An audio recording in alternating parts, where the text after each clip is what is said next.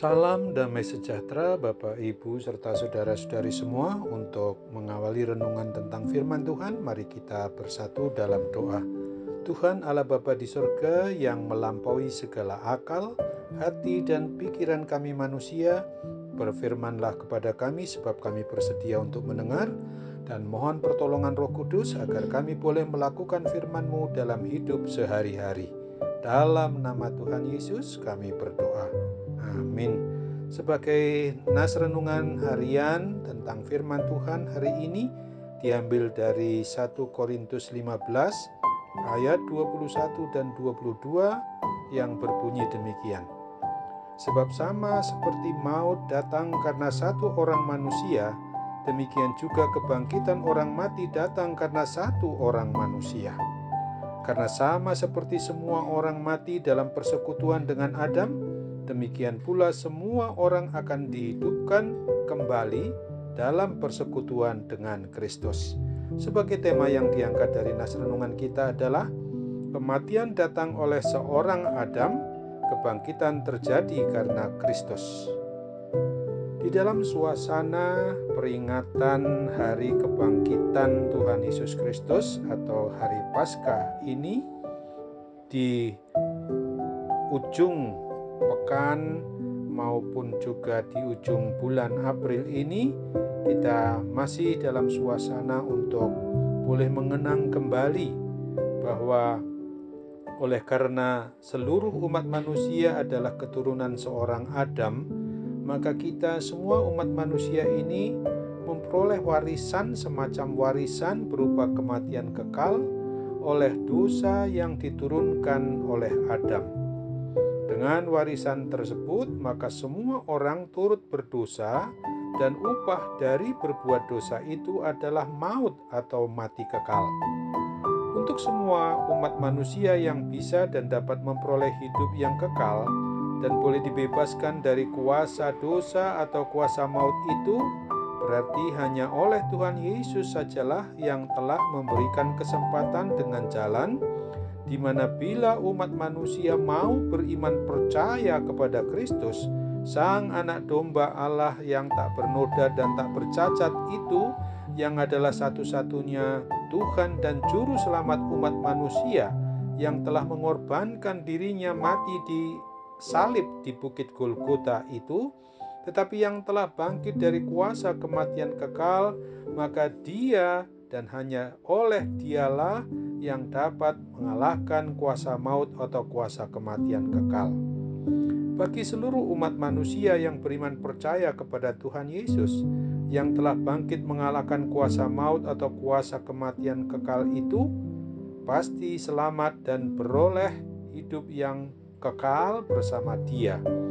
Sebab hanya Dia, karena kebangkitan satu orang itu, yaitu Kristus sajalah, maka semua orang yang beriman percaya kepada Kristus akan turut menerima kebangkitan dan beroleh hidup yang kekal di sorga kelak.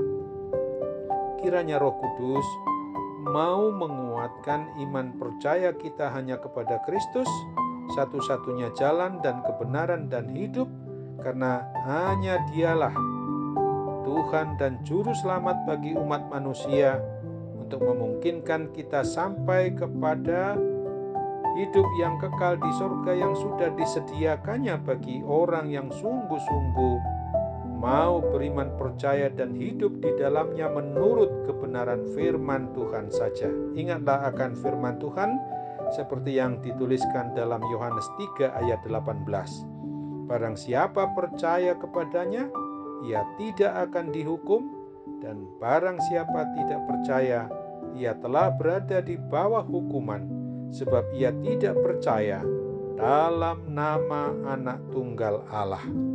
Amin. Mari kita kembali bersatu dalam doa.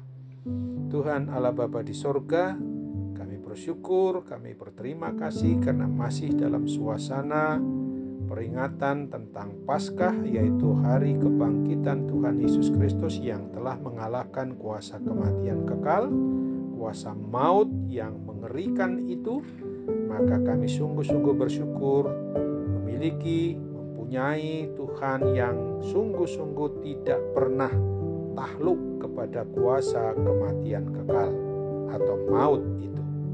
Sekarang ya Bapa, kami ingin dan sungguh-sungguh mau hidup di dalam Kristus, karena yang lalu biarlah berlalu, segala dosa dan kesalahan kami sudah Tuhan ampuni, maka Tuhan senantiasa membuat kami hidup dalam terang firman Tuhan, menurut kebenaran-Mu saja, sehingga apabila kami sungguh-sungguh mengenang tentang apa yang Tuhan telah berlakukan dari tempat yang maha tinggi turun ke tempat yang maha rendah, untuk bersama-sama dengan kami, Engkau adalah Immanuel, Allah yang beserta dengan umat manusia, gunanya untuk boleh mengangkat kami, membebaskan kami dari kuasa dosa dan kematian kekal itu.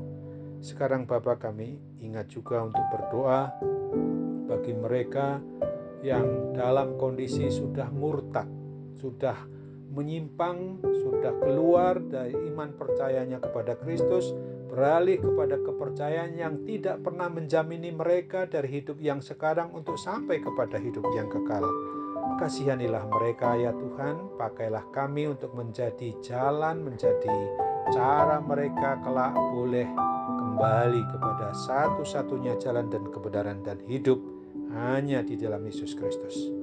Sekarang juga kami doakan bagi mereka yang dalam kondisi sakit, baik karena penyakit rohani maupun juga karena penyakit jasmani yang biasanya akibat dimulai dari penyakit rohani ini, supaya Tuhan bebaskan mereka dari kuasa seluruh sakit penyakit itu, khususnya juga akibat pandemi COVID-19.